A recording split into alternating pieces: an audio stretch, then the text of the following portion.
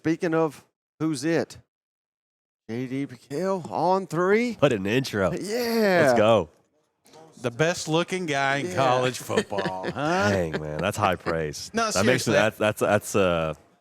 that's lofty company. They rolled out that lunch, and I was like, oh, man, I'm getting this fried chicken, and I was a little of this mac and cheese. I go sit down, and there's JD sitting over. I was like, maybe I should have got the salad.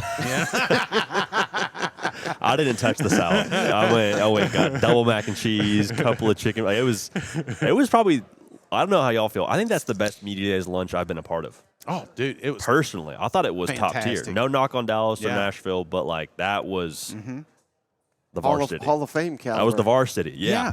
And the little tarts, I don't know what that was, but man, they were delicious. So, all right, Swinging a hot bat. Swinging a hot bat today. Mike's like, don't get them on food here.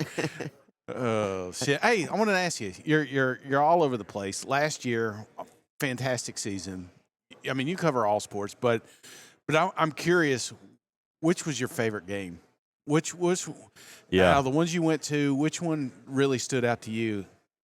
Man, so we didn't get out on the road too much a year ago, just because so much. Y'all could attest. So much of it is on Sunday, and we wanted to be in the studio. But in terms of just the games that we got to see a year ago, my answer this time, or not this time, last year, my answer at the national title game was Oregon-Ohio State round 1 was just those two teams were, everyone kind of saw the crash course of them being in some way, shape, or form factoring into the national title picture, which ended up being the way it went when Ohio State did what they did in the Rose Bowl. But that game was, to me, that was like my first answer. But then right after I gave that answer to someone else we were speaking to, our producer, Caden Smith, is like, you left out Georgia-Bama. I was like, man, yeah, that might be like 1A and 1B. Like those two games were just electric. So I've been as anti-realignment as anybody. Yeah. But then at the exact same time, you look at just the banger slate we have this year. Those two games I just mentioned are product of realignment. So those are if I can say two, I would say Georgia-Texas, or not Georgia-Texas, Georgia-Alabama, and Oregon-Ohio State. That Georgia-Bama game, and it's kind of funny. We get caught up in the season and how the end of the season went. It's almost like you forget early 24. Like that was the one when we were at media days, everybody couldn't wait to see. Yeah. And it was a great game. It was hell, if there would have been 5 minutes left in that thing, I don't know who would have won. Isn't it funny how that goes? Like this time of year, our opinions and how they evolve from what's actually true. Like this time last year, I had Florida State in my playoff. I was like, expanded to 12 teams. Hey, they just missed the 4-team playoff. You can't triple that field. They can't make it in, and then win 2 football games. So here we are. It's wild how quickly it can change, though, isn't it? And Drop of a dime. That's why I'm looking at programs like Florida, programs like Oklahoma that were struggling. I mean, a couple games in the last season, and now I'm not necessarily saying Oklahoma and Florida are making the college football playoff, but I wouldn't be stunned if either or both made it if things broke right this year. You know what?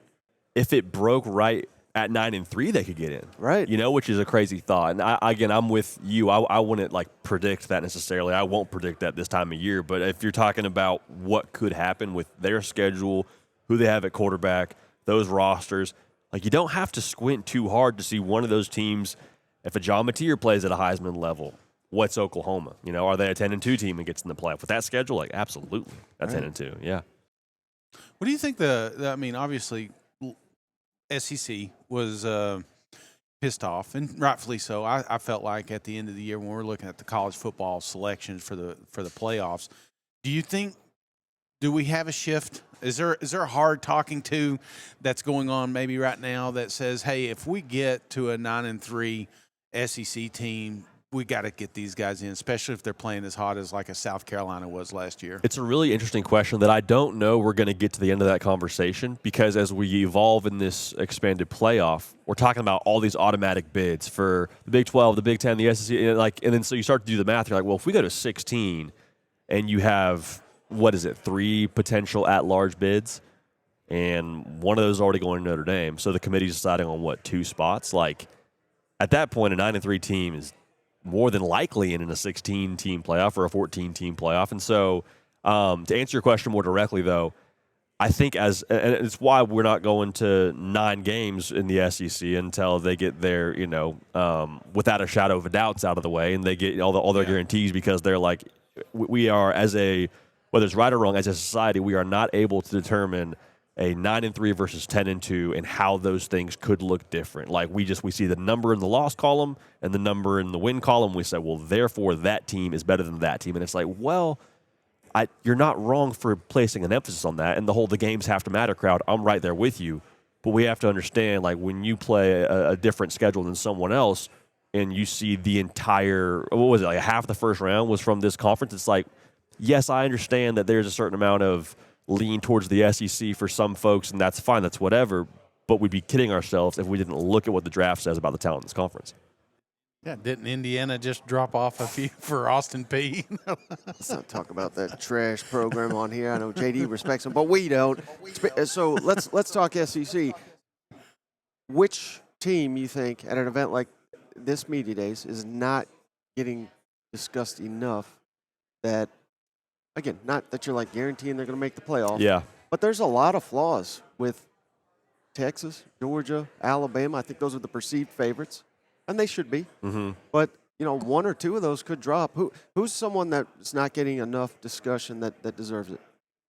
There's two teams that come to mind. One is South Carolina, just because it's a conference where we have tons of new quarterbacks across the board. And I'm looking at South Carolina, and I'm like, man, I think at the end of this thing, Lenora Sellers could be the best the best quarterback in the whole conference. And if you're telling me he's going to be the best quarterback in the SEC, I know South Carolina's roster's not up there with the Georgias and the Texases, but like how much does that dude close the gap for you any given Saturday? So South Carolina definitely, I think, needs some discussion.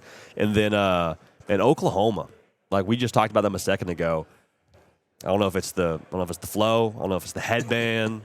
I don't know if it's just like the way the dude plays the game that kind of gets me fired up. Dude, no, we're not related. Hopefully we get to talk to him. We can talk. We can swap some 23andMe's. But just the way the dude plays the game, I love it. I think Oklahoma, like if it's Brent Venables as the head coach, defense should be okay, right? Yeah. Yeah. You got an offensive coordinator that worked well with the quarterback. Got good weapons. Like it can't be as bad as last year. So I think Oklahoma could be, at the very least, an absolute pain to play in the month of November. Which team are we hyping up too high? Which one are you look at and you say, hey, it makes sense. I see why people are high on these guys, but I'm worried about this is a team that could fall if this happens. I really like Florida. I really like DJ Lagway. I need to see a little more. And so it's tough because I project into the future, and you're like, dude, at the end of last year, he was awesome, arguably the best quarterback in the conference at the end of last year for that 2-3 game stretch that he had, just in terms of actually things he did. But then you take a step back and you're like, well, turnovers got to cut down on those. Do need some receivers to step up. And I feel great about the receiver room, but there's a lot of projection for Florida for me, and also the back of my mind is saying, well, how healthy is DJ Lagway? I'm also worried about that. So there's a couple of factors where I want to see a larger sample size from Florida before we say they're going to be a college football playoff team, and I think they'll be good. I think they'll be in that mix, but I need to see more from them. What's your thoughts on A&M? Because I feel like a lot of people, there's a lot going on there. They're Texas 8-4, I like to call them. I know you do. I know you like to. But again, fire off. Should the past behavior we should not put on Mike Elko's program. Oh, we could totally put last year on him. Sure. Because he was in charge, but it wasn't that long ago. They were 7-1. They were number one in the SEC. Marcel Reed, I think he is criminally underrated. You just talked about DJ Lagway, and a lot of A&M fans said, well, why don't we say the same things about Marcel Reed? Well, it's probably because Florida got hot and A&M got cold at the end. Yeah. But very similar. I mean, Marcel Reed could be that guy this year. What's your read on A&M? And you don't have to pick him for the playoff, but I'm just letting you know I am. Wow, you're picking them for the playoff. Yeah. A&M 8, Texas 8-4. You got them in the playoff This year. Yeah. I love it. I'm right there with you. One Tex Ag radio I'm right show there with you, man. We haven't settled on our official playoff field just yet, but I keep on coming back to A&M, and I'm like, dude, there's so many things that add up to where I'm like, outside of the logo, I have a hard time not thinking they're going to be there at the very end of this thing when it comes to the playoff field, because I think one thing we overlook with them is Le'Veon Moss and the factor he was for them when he was healthy. Like, if he stays healthy, I don't know if they don't make the playoff a year ago. because I don't think they probably slip up the way they did at the end. You have support from Marcel Reed. Like, he's a walking first down every 2 touches, like 6 yards a carry. So I know he's been in the news, and I know there's still some things to be sorted out there, and that's not me speaking to that situation, but just as a football player, when he was available last year, different football team. So just to what you said, the previous, I guess, jokes about A&M that we've all made and that are honestly kind of fair to make to some extent. Right. I don't think Mike Elko lives with those. Last thing I'll say, Marcel Reed, what he did in that game against Florida, where they tell him that morning, hey, by the way, Connor Memphis not going. Marcel, you're the guy. Didn't he just look like he was out there playing pickup football? And it's like, this is the swamp. This is a big spot for you. It's a gross game. Just like psychopath behavior. Didn't even seem phased at all. That told me a lot about that cat.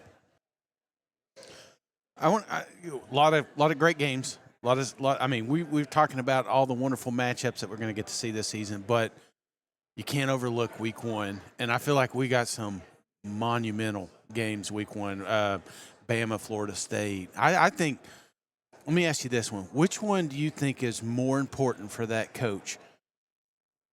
Coach Kelly coming out here talking about the 1-0, beating Baylor, you're Baylor, or do you think it would be Clemson? I'm sorry, LSU and Clemson, or Baylor and Auburn? Very fair. Which one do you think is most important for that coach? Get that. I think it's more important for LSU because I think when we look at what their aspirations are, and they've made it very clear, they're like, we want to win a national championship. And I'm like, love that. Say it before you see it, or see it and then say it so everyone else can eventually see it. Like, just putting it out there, I love that. But if they can't beat Clemson, it's not so much your season's over because they could win the rest, win the SEC, whatever. It's all right there in front of them. But I would be concerned about how they match up on the line of scrimmage and what that would mean for them the rest of the way when they play the Alabamas, the A&Ms, and things of that nature. So I think the sample size there is more important.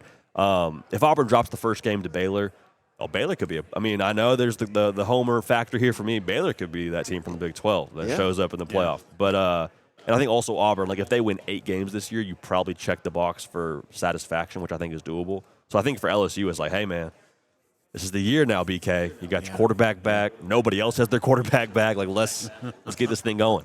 Well, you talk about, putting it out there, believing in yourself. I think when we exit media days, we're going to say no one believes in themselves more than Vanderbilt. They bring back more than anybody on the offensive and defensive side of the football in the conference. Now, I'm not saying they're going to make a playoff or anything, but, that's a feisty team, and I think they're going to be better than they were last year. What's your take on that? I think that's very fair. I don't know if they'll have, like, that Alabama win under their belt, but isn't Diego Pavia just, like, exactly what they needed? You know what I mean? Like, wasn't Vanderbilt was the punchline of this whole thing for how many years in a row? You got a dude walking around out here saying, I want to win the Heisman. I came back for a national championship. And you're like, for real? Like, that's how you feel about it? And whether it's bravado or whether he actually means it, I actually don't care. I think it's exactly what Vanderbilt needs and has needed. And I love that he's back in college football. So to answer your question, I think as an overall product, like, they will be more feisty. Another year for him in the system, you would like to think will elevate his play. He also said last year, too, he was kind of dinged up post-Kentucky, which I thought was interesting. And a full year of healthy Diego Pavia could be great. I believe he was number 3 in the SEC in rushing attempts. They got to curb that. Workhorse. He's a little small. Again, he's a beast, but I don't think you can ask him to do that 2 years in a row. I don't think anybody should ask their quarterback to be that many. Like, rushing attempts is like they were an academy out here in Nashville, essentially, what they were doing, man. How about Eli Stowers? Let's get him the rock a little bit more. Let him cook. But yeah, it's fun that I think some of this probably is NIL and the transfer portal. Obviously, the transfer portal with Stowers and Pavia and how it's benefited them. But it's fun. We're talking about how Vandy could factor into this whole thing, and them being sneaky is. I don't know. I think it's. I hate to say the words like things being good for college football because college football I think is just always good. But it's a fun storyline, fun to track, and I'm here for it. Yeah, I love the buzz. I mean. Somebody posted, when's the last time that we saw it was Vanderbilt, Pavia sitting up there, and there are just droves of people around that table to listen to what he said. I mean, when's the last time we've had anybody from Vanderbilt? I think it's good. I think it's good for SEC because, we're getting to that parity point, and it wasn't that long ago Pavia went out there and talked about the NIL and how they're going to be leading the country, and whether that's true or not. But again, you say it, you speak it, you're setting the foundation. So I told Mike it would not blow my mind in 5 years Vanderbilt is one of the top programs in this conference. You would think that they almost like doing the math on it. Maybe like should be. I know the academic standards is one thing, but like Notre Dame's got academic standards. They're pretty good. Like Stanford had academic standards when Jim Harbaugh was there. They won a lot of football games. And so it's like, man, if they're going to swing a big bat on the NIL side of things, you got Nashville. Like I know we're all from Nashville here, I guess metaphorically speaking, from the where we live right now. Like it's a probably easy place to recruit to, I would have to think, if you're like a college kid. Like, hey, you want to come hang out in one of the biggest, parties of a place in what Nashville is? Like, I don't know. I think there's a lot there. Well, I'm stunned we've talked this much Vanderbilt without Shane interjecting Tennessee. So I want to ask you about the Vols.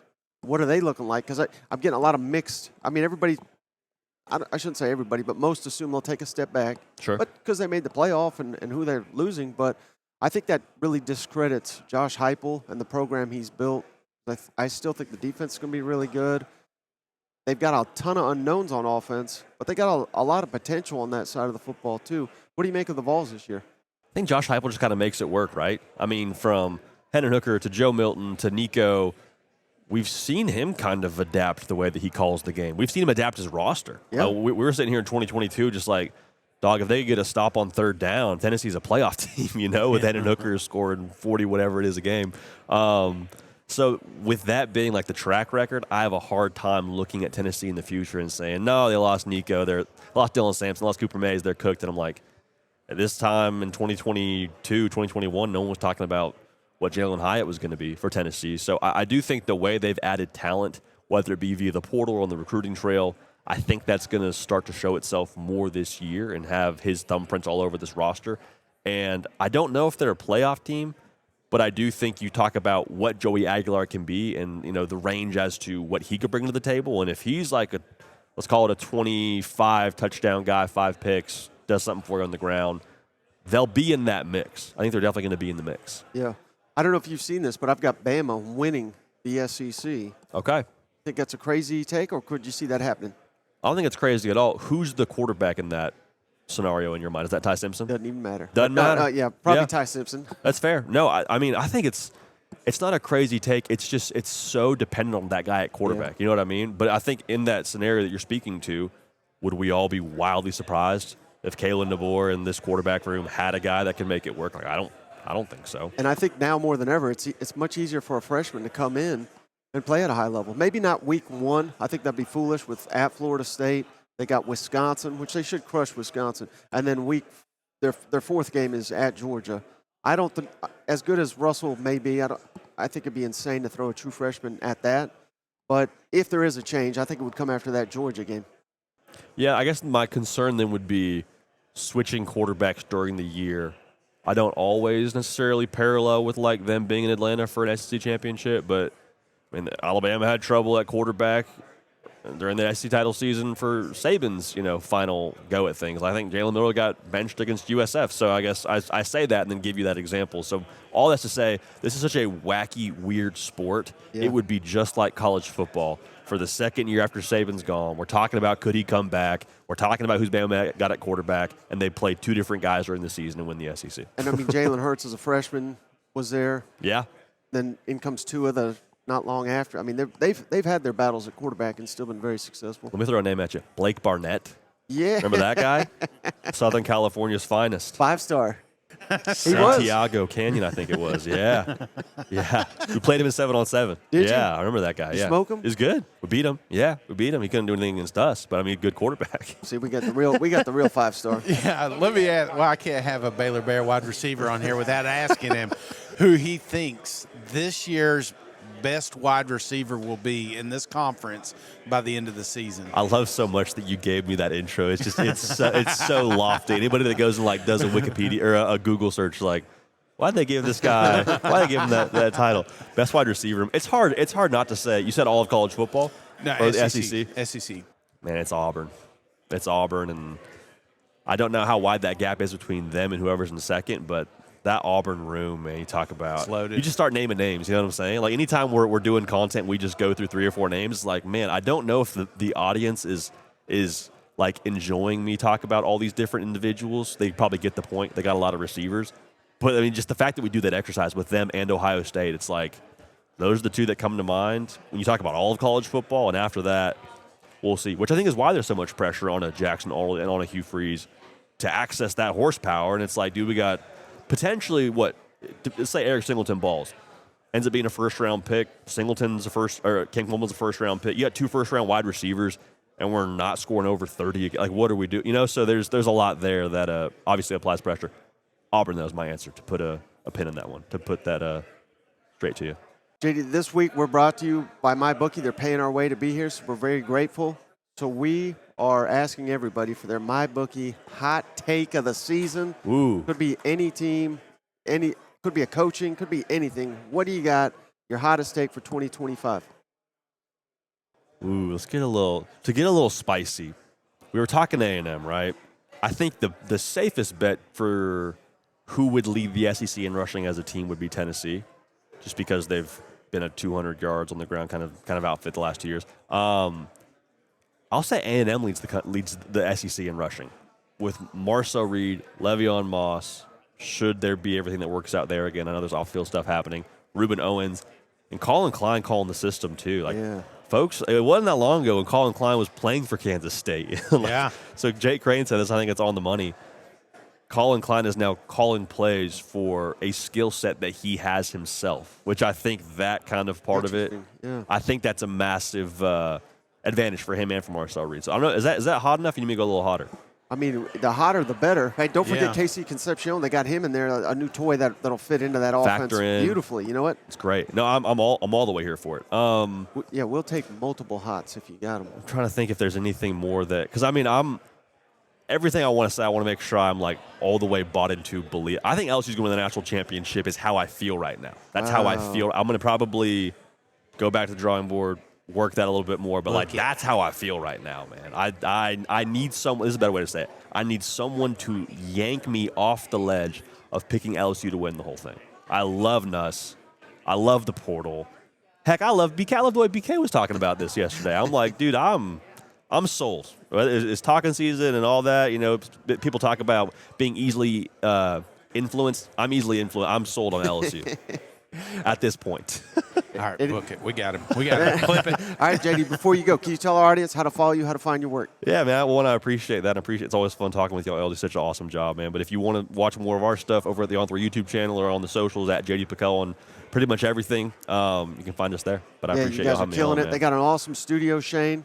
Hopefully they'll have me. I don't know if I'm allowed back on the premises, but I have been there. It was a hell of a time, and I aspire to be, have a setup like you guys got. I appreciate that, brother. No, I'm happy my key card works every day. All right, Thank you, perfect. brother. Thank you so much.